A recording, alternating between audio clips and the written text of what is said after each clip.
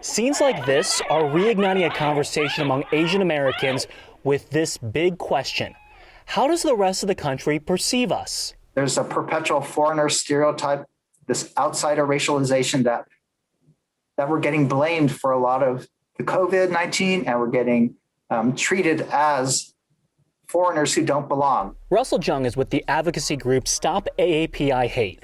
He says discrimination against Asian Americans has been happening for generations, but recent videos of more overt and violent encounters make it hard to look away. A lot of times people sort of do this oppression Olympics, right? And Asian Americans before used to compare ourselves to blacks and say, well, we don't have any right to complain because compared to, how African Americans are treated, we shouldn't speak up.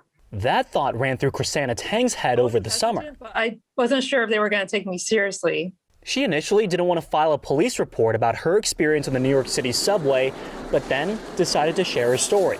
Some guy got on the train at one of the stations in the Bronx without a mask on.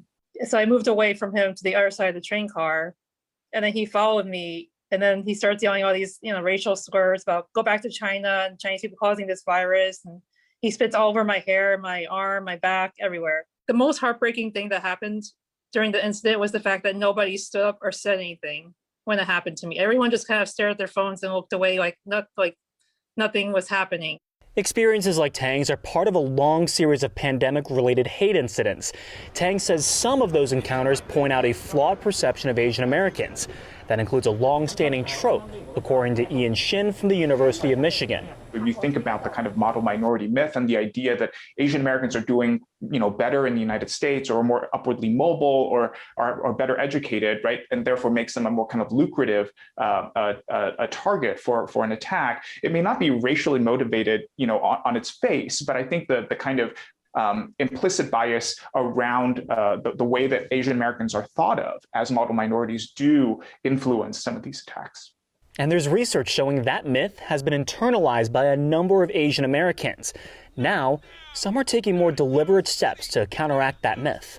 Growing up, I think, I was probably told that, you should just ignore what other people say, don't pay attention to them. That's kind of the attitude that I was growing up with, that you're supposed to just ignore things. But now I feel like more people are speaking up about it. Empowerment is only one step in all this, according to Russell Jung.